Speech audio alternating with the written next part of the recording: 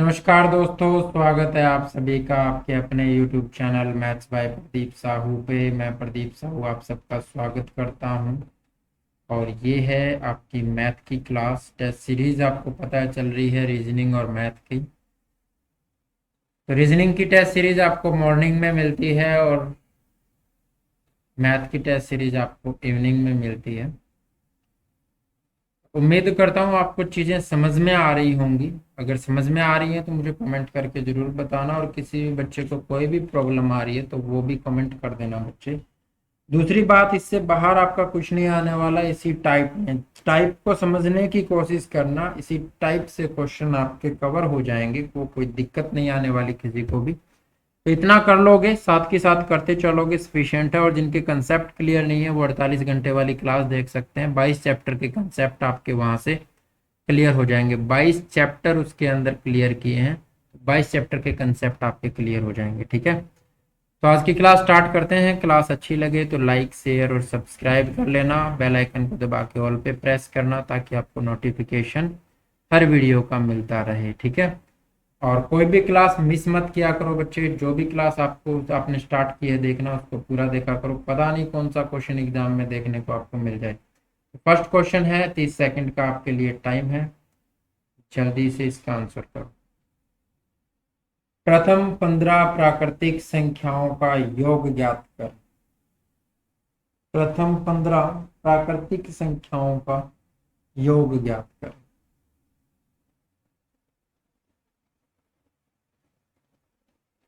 10 second left है आपके पास। आप दोनों फॉर्मूले यूज कर सकते हो। अगर आपको डायरेक्ट पता है तो आप डायरेक्ट यूज कर सकते हो। अगर आपको डायरेक्ट नहीं पता तो आप एसएन का फॉर्मूला भी लगा सकते हो। मैं दोनों बताऊंगा। टाइम अप हो गया, देखो। अगर प्रथम 15 प्राकृतिक संख्याओं का योग का मतलब क्या है कि एक से स्टार्ट करना है। 1 प्लस 2 प्लस प्राकृतिक संख्या 1 से शुरू होती है ना। 3 प्लस प्रथम 15 दे रहा है, यानी 15 तक जोड़ना।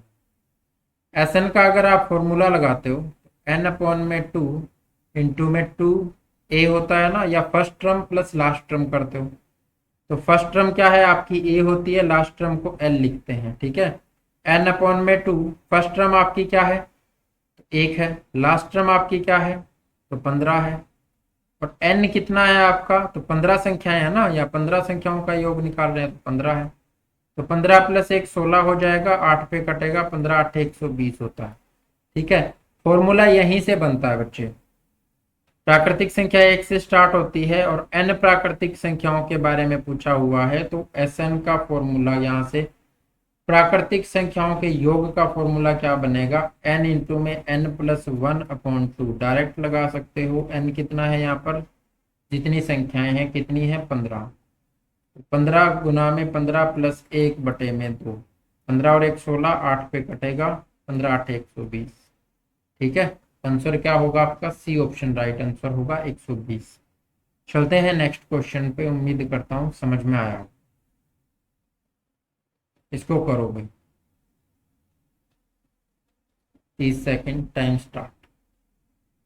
एक्स तथा वाई का महत्तम समावर्तक तथा लघुत्तम समावर्तक 3 तथा 105 है। क्रमशः 3 यानी महत्तम समावर्तक 3 है, लघुत्तम समावर्तक 105 है। यदि x प्लस वाई बराबर 36 है तो x बटे 1 में x प्लस में 1 में y का मान क्या। x प्लस वाई आपको दिया हुआ है, 1/x प्लस 1/y का मान आपको बताना है। देखो कैसे कर, 1/x प्लस 1/y, एलसीएम लोगे कितना आएगा, एक्स वाई आएगा बच्चे। यहाँ x से x कट जाएगा, x से x कट जाएगा, ऊपर जाएगा y, 1 के साथ मल्टीप्लाई करोगे y हो जाएगा। y से y कटेगा, ऊपर जाएगा x, 1 के साथ मल्टीप्लाई करोगे x हो जाएगा। ऊपर आया x प्लस वाई अपॉन में एक्स वाई। अब x प्लस वाई तो आपको दिया हुआ है कितना, 36। अगर हमें x इंटू वाई पता चल जाए ना तो हम आंसर कर देंगे। तो आपको पता है दो संख्याओं की गुना किसके बराबर होती है, उसके एलसीएम, उन दोनों संख्याओं के एलसीएम गुना एचसीएफ के बराबर होती है। ये हमने एलसीएम एचसीएफ में पढ़ा था। अगर नहीं पढ़ा है आपने तो आप जाकर के क्लास देख सकते हैं, उसी में ऐड है 48 घंटे वाले में। ठीक है, एलसीएम और एचसीएफ आपको दिया हुआ है। एलसीएम कितना है 105, एचसीएफ कितना है 3। काटेंगे नहीं, मल्टीप्लाई नहीं करेंगे, ऐसे ही रखेंगे। देखो क्यों, 36 बटे में क्या हो जाएगा 105 गुना में 3, 3 पे काटोगे 12 तिये 36, 3 पे काटोगे 4 तिये 12 और 35 तिये 105, तो 4/35 क्या आ जाएगा आपका आंसर आ जाएगा बच्चे। तो फर्स्ट ऑप्शन आपका राइट आंसर होगा। ठीक है, चलते हैं नेक्स्ट क्वेश्चन पे, क्या कहता है देखो।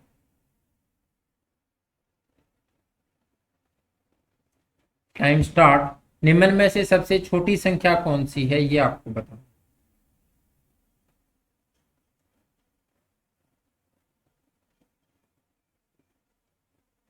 15 सेकंड लेफ्ट है। 1/-2 दे रखा है, 1/2 दे रखा है, 1/√2 दे रखा है, 1/-2 का स्क्वायर दे। टाइम अप हो गया। देखो क्वेश्चन को कैसे करना है, क्वेश्चन को कुछ इस तरह से करना है बच्चे। 1/2 यानी 0.5 हो, यहाँ से इस माइनस का स्क्वायर करोगे तो प्लस हो जाएगा ना, तो 1/4 यानी 0.25 होगा। ठीक है, और यहाँ से 1 में 1.4 1, ठीक है, यही होता है √2। तो ये भी क्या होगा, तो ये भी आपका 0 से बड़ा होगा, लेकिन ये क्या है, इसको लिख सकते हैं ना -1/2, तो ये क्या हो जाएगा -0.5। तो सबसे छोटी क्या होगी, तो जो माइनस में है वही सबसे छोटी होगी ना, ये माइनस में है। तो आपको कंफ्यूज करने के लिए ये चीजें दी जाती हैं, तो आप कंफ्यूज मत होना। माइनस वाली सबसे छोटी होगी कौन सी, -1/2। ठीक है, चलते हैं नेक्स्ट क्वेश्चन पे, क्या कहता है।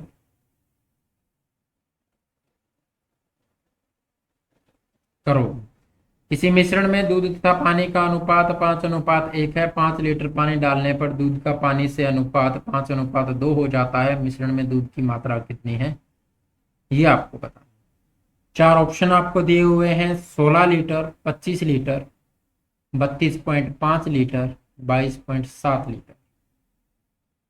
टाइम आपके पास बचा है 5 सेकंड।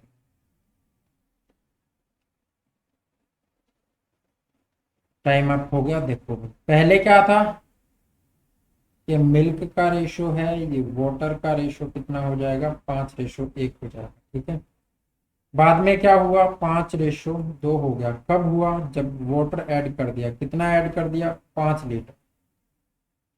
भाई मिल्क का रेशो में 5 यहाँ पे था, 5 यहाँ पे था। अगर कुछ चेंज होता तो हम इनको इक्वल करते हैं। क्यों, क्योंकि मिल्क पहले वाले जितना है अब भी। क्यों, क्योंकि वाटर ऐड किया है, सिर्फ मिल्क में कोई चेंज नहीं है। तो यहाँ भी रेशो में 5 और यहाँ भी रेशो में 5।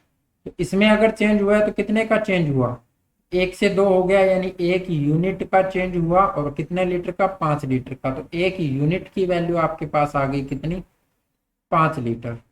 इसने पूछा क्या है, मिश्रण में दूध की मात्रा, तो 5 यूनिट यहाँ पर है, 5 यूनिट यहाँ पर है। 5 यूनिट की वैल्यू निकालनी है। 5 यूनिट किसके बराबर होगा भाई, 5 गुना में 5 हो जाएगा, यानी 25 लीटर।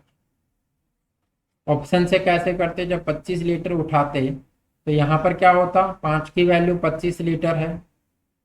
ठीक है, क्यों, क्योंकि मिल्क दिया हुआ है ना आंसर में, तो मिल्क दिया हुआ होगा, तो मिल्क उठाएंगे तो 5 है यहाँ पर।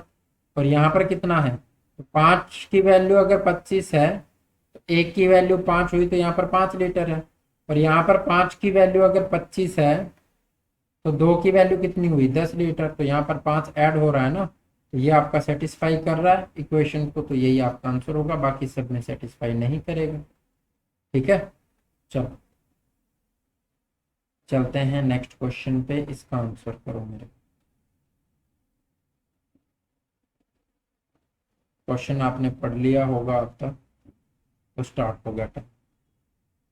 यदि 800 रुपए की राशि 10 वर्ष में 1200 रुपए हो जाती है, तो साधारण ब्याज की वार्षिक दर ज्ञात करें। ऑप्शन है आपके पास 5%, सेकेंड ऑप्शन है 4%, थर्ड ऑप्शन है 8% और फोर्थ ऑप्शन है 2%। टाइम बचा है 5 सेकंड। तब तक आपने कर लिया होगा, बहुत अच्छे बच्चे। देखो 800 रुपए से कितनी हो गई राशि, 1200 रुपए हो गई। कितने रुपए ब्याज बना होगा, 400 रुपए। कितने वर्ष में बना होगा, तो 10 वर्ष दे रखा है। ठीक है। अगर 10 वर्ष में 400 बनाए और मैं चाहता हूं कि एक वर्ष का हमें ब्याज पता हो तो कितना हो जाएगा, तो 400 बटे में 10 हो जाएगा भाई 40 रुपए। एक साल में 40 रुपए ब्याज बनता है किस पर, 800 पर। तो 800 का कितना प्रतिशत 40 होगा, यही निकाल लेंगे। चाहे आप फॉर्मूला लगाओ कि कौन सा, प्रिंसिपल गुना में रेट गुना में टाइम, तो एक साल ही है ना, बटे में 100 बराबर कितना 40 रुपए ब्याज है। तो बात तो वही है, इस एक को यहाँ पर हमने छोड़ दिया, आर की जगह एक्स लिखा है बस। ठीक है, तो 2 जीरो से 2 जीरो कैंसिल होगी, 8×5 = 40, यानी वैल्यू क्या आ गई 5%। ठीक है, और आप सीधा जब 40 निकाल लोगे तो आपको पता होना चाहिए कि 800 40 800 का कितना परसेंट होता है, तो 5% होता है। क्यों, क्योंकि 10% 80, तो 5% 40। ठीक है, चलो 10% पे चले जाया करो सीधे, आपके लिए क्वेश्चन आसान हो जाएगा। फिर आपको 1% निकालना हो, 2% निकालना हो, 5% निकालना हो, आप निकाल सकते हो। क्वेश्चन करो भाई। प्रीति ने 5,40,000 में एक कार खरीदी, उसका मूल्य ह्रास की दर 16 से ही 2/3% है। 3 वर्ष बाद उसका मूल्य क्या होगा, ये आपको बताना है। 4 ऑप्शन आपके पास दिए हुए हैं, 10 सेकंड का टाइम बचा है, जल्दी बताओ। 3,12,500, 3,12,000, 12,400, 4,10,500, 3,12,600। टाइम अप हो गया है। मूल्यह्रास का मतलब क्या है कि मूल्य में गिरावट आ रही है हर साल, कितनी 16 सही 2/3% की। अगर मैं फ्रैक्शन में चेंज करना चाहूँ तो कितना होगा, 1/6 होगा। अगर नहीं पता आपको तो परसेंटेज वाली क्लास देख लेना भाई, 48 घंटे वाले में, वहां पर आपको अर्थमेटिक की स्टार्टिंग में मिल जाएगा परसेंटेज की क्लास, लिंक आपको डिस्क्रिप्शन में मिल जाएगा। ठीक है, तो मूल्यह्रास हुआ यानी कमी हुई कितने की, तो अगर 6 रुपए था पहले तो 1 की कमी हुई होगी, क्योंकि 6 का 16 सही 2/3% 1 होता है। तो कितना, 6 से हो गया होगा 5। अब कैसे करना है, 5,40,000। ठीक है, अगर पहले मूल्य 6 था तो 5 हो गया, ये पहले साल की बात है। दूसरे साल में अगर ये कम हो गया ना, उसका भी क्या होगा, 16 से 2/3 का ह्रास होगा। 6 था तो 5 हो गया। तीसरे साल भी यही होगा, भी पहले 6 था तो अब 5 हो गया होगा। ठीक है, अब जो आंसर निकालोगे वो आपका डायरेक्ट आंसर ही आएगा। तो 9×6 = 54 होता है, 90,000 आ जाएगा यहाँ से। 15×6 = 90 होता है, तो 15,000 आ जाएगा यहाँ से। और 2500×6 = 15,000 होता है, तो 2500 आ जाएगा यहाँ से। ये 5 × 5 × 5 125, 125 को अगर 25 से मल्टीप्लाई करते हो तो 2500 प्लस में 625, 3125, 3125, और पीछे है 2 जीरो, तो 3,12,500 क्या हो जाएगा आपका आंसर हो जाएगा। ठीक है, कितना हो जाएगा, 3,12,500।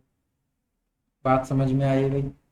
देखो, अगर आपको ये इतना सब नहीं करना तो आप कैसे करोगे, ये काटने के बाद में अगर आपको मल्टीप्लाई नहीं पता, 2500 गुना में 5 गुना में 5 गुना में 5, तो ये कितना हुआ, तो आप डिजिटल सम से कर सकते हो। 5 और 2 7, 7 5 35, 8 हो गया, 8 5 40 का 4 हो गया, 5 के 20 का 2 हो गया। क्या यहाँ से डिजिटल सम 2 आ रहा है, 3 और 1 4 और 2 6, 6 और 5 11, 11 का डिजिटल सम 2 होता है। क्या यहाँ पर आ रहा है, 6 और 1 7 और 3 10 का 1 होता है, ये आंसर नहीं होगा।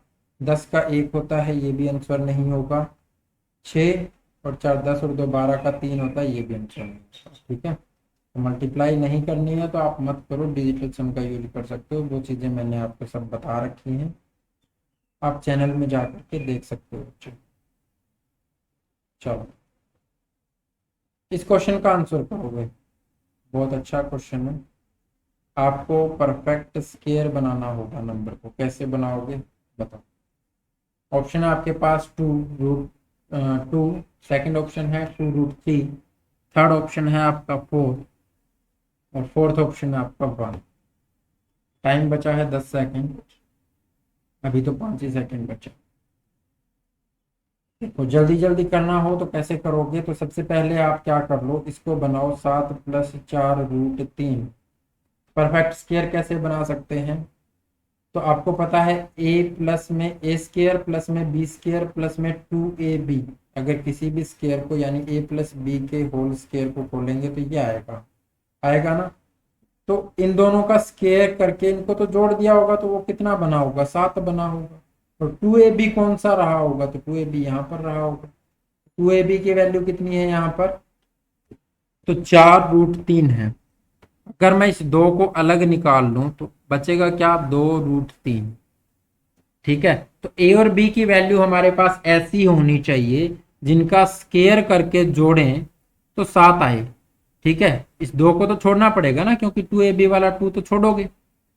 तो ए बी की वैल्यू आपके पास ऐसी होनी चाहिए जिनका स्केयर करके जोड़ें तो 7 बने। तो 2 और √3 उठा लें भाई, 2 का स्केयर 4 और √3 का स्केयर 3, तो 7 बन रहा है ना।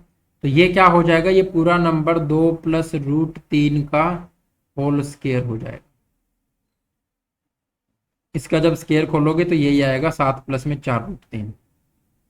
अब इसकी जगह 7 + 4√3 की जगह क्या आ जाएगा, 2 + √3 का होल स्केयर, और स्केयर से स्केयर रूट कट जाएगा। तो आगे क्या बचा, 8 गुना में 2 + √3 बचा, स्केयर तो कट गया ना। और उसके ऊपर क्या है, स्केयर रूट है, तो इसको मल्टीप्लाई कर दो, 16 प्लस में 8√3। अब फिर से वही करना है, 2 तो इसमें से छोड़ना पड़ेगा, ए बी की वैल्यू निकालनी है, तो 2 गुना में 4 गुना में √3 लिख सकते हो। लेकिन अब ए बी की वैल्यू ऐसी चाहिए जिनको स्केयर करके जोड़ें तो 16 बन जाए। तो कैसे बनेगा भाई, तो मैं यहां से उठा लेता हूं 2 गुना में 2√3। ठीक है, 2 गुना में 2√3 उठा लेते हैं, तो 2 का स्केयर कितना, 4, और 2√3 का स्केयर, तो 2 का स्केयर 4 और √3 का स्केयर 3, 4 3 12, 4 प्लस में 12 कितना हो जाएगा, 16। तो इसको क्या लिख देंगे, इसको लिख सकते हैं 2√3 + 2 का होल स्केयर, और इसका रूट बनेगा तो ये तो कैंसिल हो जाएगा। ठीक है, तो आगे क्या बचा, √8 तक, यहां तक तो कंप्लीट हो गया। आगे बचा है अभी 2 प्लस, अब ये क्या बन गया, 2√3 + 2, और उसका दे रखा है स्केयर रूट। ठीक है, तो 2 + 2 कितना हो गया, 4, तो 4 + 2√3 हो गया, और उसका स्केयर रूट दे रखा है। तो ये क्या है, ये 2ab की वैल्यू है ना, तो 2 तो छोड़ना पड़ेगा, यहाँ से 2 से 2 तो कट गया। ab की वैल्यू क्या हो सकती है, √3, तो दूसरा नंबर क्या होगा, तो 1 होगा। ठीक है, तो इसका जब स्केयर करके जोड़े तो कितना आना चाहिए, 4 आना चाहिए। तो कौन सा नंबर हो जाएगा आपके पास, √3 + 1, √3 + 1 का होल स्केयर होगा ये, और इसका स्केयर रूट है तो काट दोगे। तो ये क्या हो जाएगा, यहां तक आपका सोल्व हो गया, 2 तक। अंदर क्या बचा, अंदर बचा है √(-√3 +√3 + 1), तो -√3 + √3 तो आपस में कट जाएंगे, तो 1 बचा, 1 का रूट क्या होता है, 1 होता है, तो आंसर क्या हो जाएगा, 1 हो जाएगा। ठीक है, तो स्केयर बनाते चलना है, जो कट रहा है काटते चलना है। नेक्स्ट क्वेश्चन, इसको करो। टाइम स्टार्ट, एक रेलगाड़ी 2 घंटे 30 मिनट तक 50 किलोमीटर प्रति घंटा की औसत चाल से चलती है, तथा उसके 1 घंटे 30 मिनट तक, उसके बाद यानी 1 घंटे 30 मिनट तक अब 70 किलोमीटर प्रति घंटा की औसत चाल से चलती है। 4 घंटे में रेलगाड़ी ने कितनी दूरी तय की, ये आपको बता। टाइम बचा है 10 सेकंड।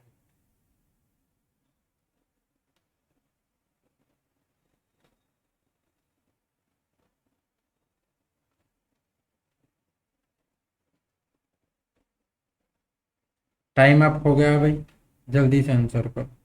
बहुत बढ़िया बच्चे, शानदार। देखो क्या करना है,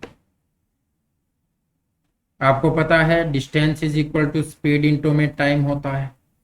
ठीक है, डिस्टेंस ही आपको बताना है कितनी दूरी तय की, तो 2.5 घंटे तक 50 की स्पीड से। ठीक है, तो स्पीड कितनी 50, टाइम कितना 2.5 यानी 5/2 घंटे, तो काट दो 25 पे। 125 किलोमीटर तो इस 2.5 घंटे में चली है भाई। नेक्स्ट क्या है, 1 घंटे 30 मिनट यानी 1.5 घंटे में, किस औसत से, तो 70 की औसत से। तो स्पीड कितनी 70, टाइम कितना, 3/2, 2 पे काटोगे 35, 35 दिए 105, और दोनों को जोड़ दो, कितने किलोमीटर हो जाएगा, तो 230 किलोमीटर हो जाएगा। ठीक है, 4 घंटे में कितना चली है, 230 किलोमीटर। थर्ड ऑप्शन आपका राइट आंसर। ठीक है, चलो भाई।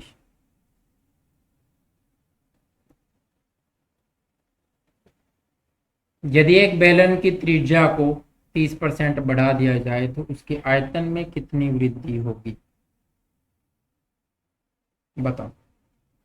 51% होगी, 60% होगी, 50% होगी, 79% होगी।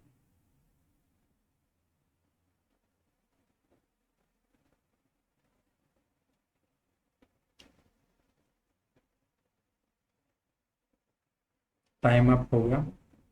दोनों तरीके मैं आपको बता देता हूँ, पहले भी मैं ऐसे क्वेश्चन करवा चुका हूँ बच्चे। फिर भी अगर किसी को कंफ्यूजन है तो बेलन का आयतन होता है पाई आर स्क्वायर एच, होता है ना।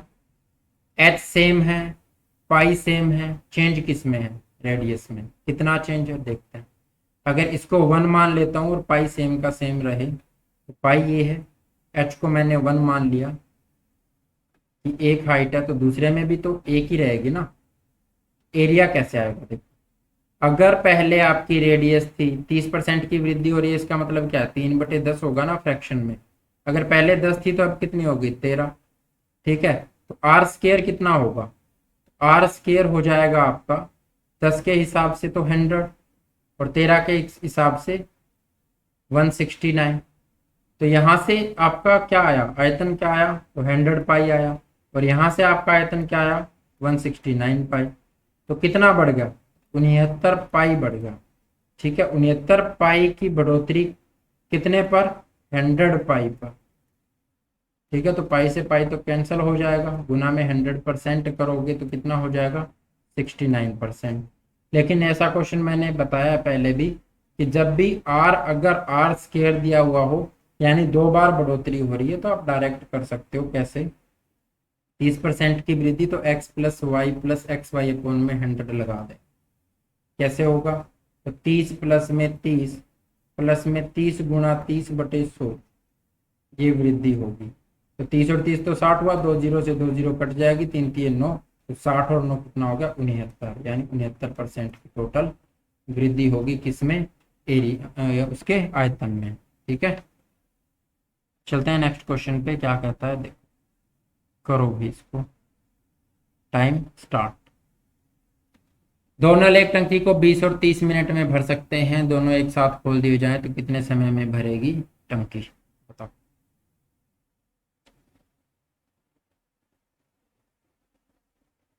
15 क्वेश्चन यहाँ पे होते हैं आपके, 15 चैप्टर, 15 टाइप के क्वेश्चन आपको मिलेंगे और 15 अलग अलग चैप्टर से मिलेंगे। ठीक है, और ये डेली का काम है, तो सोचो आपके सारे टाइप कवर होंगे कि नहीं होंगे, ऑफ कोर्स होंगे।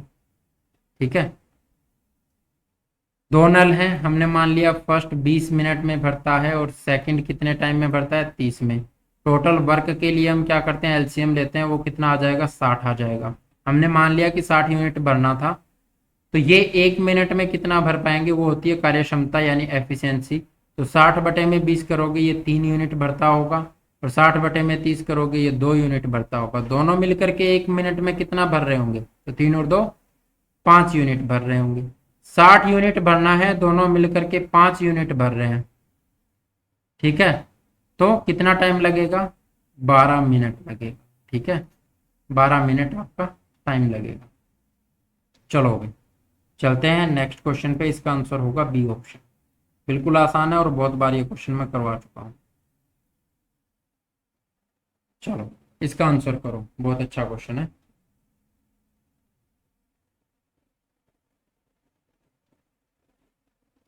1/3 प्लस 2/3 प्लस 1/5 के बराबर है, तो इसको सिंप्लीफाई करना है, कुछ नहीं। 5/29, 8/29, 7/25, 6/29। आपको क्या दिया हुआ है, आप इसको नीचे से सॉल्व करना स्टार्ट करेंगे। 3 प्लस में 1/5, 5 दिए 15 और 1 16, ये क्या हो जाएगा, 16/5। अब दिया हुआ है 3 प्लस में 2 और इसके बटे में दिया हुआ था ना 3+1/5, तो ये क्या है 16/5 है। ये 5 ऊपर चला जाएगा ना भाई, 3+10/16 हो जाएगा। 10/16 को काट दोगे किस पर, तो दोनों 2 पर कट रहे हैं ना, तो ये 5/8 हो जाएगा। तो 8 दिए 24 और 5 29, ये कितना हुआ 29/8 होगा। तो यहां तक सोल्व हो गया। ये क्या है अब 1/29/8 है, 8 ऊपर चला जाएगा, 8/29 क्या हो जाएगा आपका आंसर हो जाएगा। ठीक है, ट्रिक सीखनी है सिंप्लीफिकेशन वाली क्लास आप देख सकते हो, और भी क्लास में बना दूंगा इस पर, टेंशन मत लो। ठीक है, इस क्वेश्चन का आंसर करो। यदि एक घड़ी 60 में बेची जाती है तो 15% की हानि होती है, 2% का लाभ के लिए घड़ी का विक्रय मूल्य होगा 70 रुपए, 72 रुपए, 75 रुपए, 85 रुपए। करो भी आंसर। टाइम आपके पास बचा है 5 सेकेंड। टाइम आपका अप हो गया है, आप देखो कैसे करना है। 60 रुपए में बेची जाती है तो 15% की हानि, अगर 100% था तो अब कितना मिल रहा है उसको 85% मिल रहा है, 15% की हानि हुई। यानी 60 है, 85 की वैल्यू आपको चाहिए कितना 2% का प्रॉफिट, यानी कितना में बेचना है 102% में, तो 102 की वैल्यू चाहिए। 17×5 85 होता है, 17×6 102 होता है, 12×5 60 होता है, 12×6 72 होता है। 102% की वैल्यू कितनी है 72 है। ठीक है, तो यही आपको आंसर करना है। चलते हैं नेक्स्ट क्वेश्चन पे, क्या कहता है। करो इसका आंसर। 25%, 30%, 40% की क्रमागत छूट के बराबर एकल समतुल्य छूट क्या होगी, ये आपको पता। टाइम आपके पास बचा है 15 सेकेंड। 30% होगी, 60% होगी, 32.50% होगी, 68.50%। ठीक है, 5 सेकेंड। टाइम आप अगर सिंपल तरीके से करोगे तो 100 अगर आपके पास है और उस पर सबसे पहले 25% की छूट दी जाती है, यानी -25 होगा 75। अब इसके ऊपर फिर से छूट दी जाती है कितने 30% की, तो 75 का 10% होगा 7.5। 30% कितना हो जाएगा, तो 7×21 और ये हो जाएगा 22.5, तो घटेगा इसमें से कितना 22.5। तो 75 में से 22.5 घटाओगे तो बचेगा कितना 52.5। ठीक है, उस पर भी दी जाती है 40% की छूट, तो 52.5 का 10% कितना होगा 5.25। तो 40% तो 4 से गुना कर दोगे कितना हो जाएगा 21 हो जाएगा। इसमें से 21 घटेगा कितना आएगा भाई, 21 घटाओगे आ जाएगा 31.5। ठीक है, 100 थी शुरुआत में, बचा कितना 31.5 बचा है। 100 में से 31.5 घटाओगे, बाकी सब कहाँ गया छूट में गया। ठीक है, तो कितना आ जाएगा 68.5। ठीक है, तो ये क्या है, ये छूट मिली है, किस पर मिली है तो 100 पर मिली है, तो 68.5%। तो क्या हो जाएगा, डी ऑप्शन आपका राइट आंसर हो जाएगा। तुक्का भी लगाना है तो आप सोचोगे कि जी ये 70% यहाँ पर हो गया और ये 95% टोटल हो गया, 25 और जोड़ोगी तो इतना कम तो छूट नहीं हो सकती। तो कितनी होगी सबसे बड़े वाली 68.50। x+y वाला लगाओगे तो x+y प्लस में xy अपॉन में 100, तो यहाँ हो जाएगा 25 प्लस में 30 प्लस में 25 गुना 30/100। तो 25 और 30 कितना होगा, प्लस नहीं, ये दोनों माइनस के होंगे ना, छूट मिल रही है, ये दोनों माइनस के और ये माइनस माइनस प्लस हो जाएगा। तो ये कितना हुआ 55, -55 प्लस कितना हो जाएगा ये, तो 25 दिए 75, 750, तो 7.50। ठीक है, तो 7.50, ये माइनस का ये प्लस का है तो घटेगा ना, तो घटेगा तो कितना आ जाएगा 47.5। ये इतनी छूट हो गई 50, ये तो अभी तक इसका ही आया ना, इसके बाद में 40% आपको और जोड़ना है। तो ये 40% फिर से x+y+xy अपॉन में 100 का फॉर्मूला लगाओगे, -47.5 -40, तो आपको यही आंसर मिलेगा क्या 68.50। तो किसी भी तरीके से कर सकते हो आप, ऑप्शन से भी कर सकते हो, कोई दिक्कत नहीं है। नेक्स्ट क्वेश्चन, इसका आंसर क्या होगा देखो। एक संख्या 56 से भाग देने पर शेषफल 29 बचता है, यदि वही संख्या 8 से विभाजित किया जाए तो शेषफल क्या बचेगा। ठीक है, 4 बचेगा, 5 बचेगा, 6 बचेगा, 7 बचेगा। आंसर क्या होगा बताओ।